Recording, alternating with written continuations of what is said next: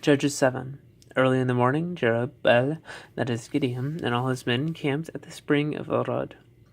The camp of Midian was north of them, in the valley near the hill of Moreh. The Lord said to Gideon, "You have too many men for me to deliver Midian into their hands, in order that Israel may not boast against me that her own strength has saved her.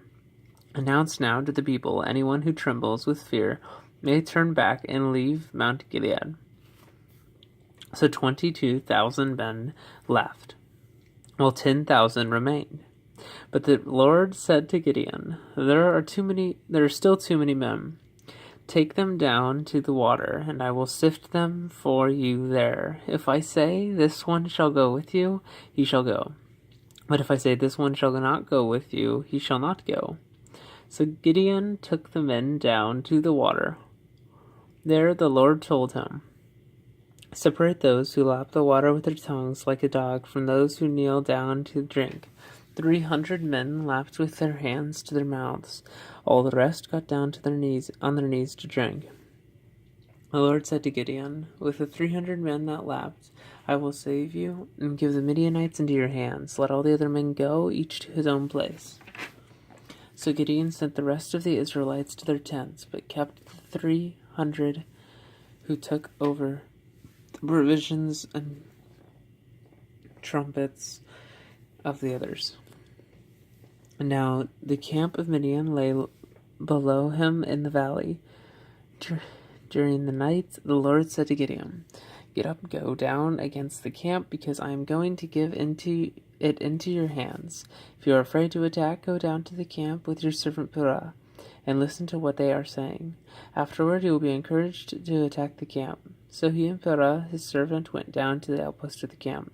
The Midianites and Amalekites and all the other eastern peoples had settled in the valley, thick as locusts. Their camels could no more be counted than the sand on the seashore. Gideon arrived just as a man was telling a friend his dream. I had a dream, he said. He was saying, A round loaf of barley bread came tumbling into the Midianite camp. It struck the tent with such force that the tent overturned and collapsed. His friend responded, This can be nothing other than the sword of Gideon, son of Joash, the Israelite. God has given the Midianites and the whole camp into his hands.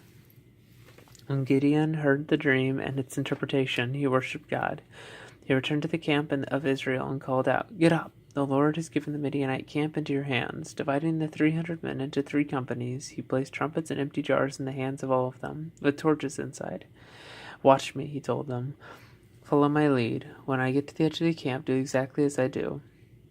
When I and all who are with me blow our trumpets, then from all around the camp blow yours and shout, For the Lord and for Gideon. Gideon and the 100 men with him reached the edge of the camp at the beginning of the middle of the watch, just after their trumpets, and broke the jars that were in their hands. The 3 companies blew the trumpets and smashed the jars. Grasping the torches in their left hands and holding in their right hands the trumpets they were to blow, they shouted, A sword for the Lord and for Gideon. While each man held his position around the camp, all the Midianites ran, crying out as they fled. When the 300 trumpets sounded, the Lord caused the men throughout the camp to turn on each other with their swords. The army fled to Beth-shittah toward Zerah, as far as the border of Abel Meholah near Tabbath. Israelites from Naphtali, Asher, and Manasseh were called out, and they pursued the Midianites. Gideon sent messengers throughout the hill country of Ephraim, saying, Come down against the Midianites, and seize the waters of the Jordan ahead of them, as far as Beth-barah. So all the men of Ephraim were called out, and they took the waters of the Jordan as far as Beth-barah. They also captured 2 of the Midianite leaders, Oreb and Zeb. They killed Oreb at the rock of Oreb, and Zeb at the winepress of Zeb. They pursued the Midianites and brought the heads of Oreb and Zeb to Gideon, who was by the Jordan. End of Judges chapter 7.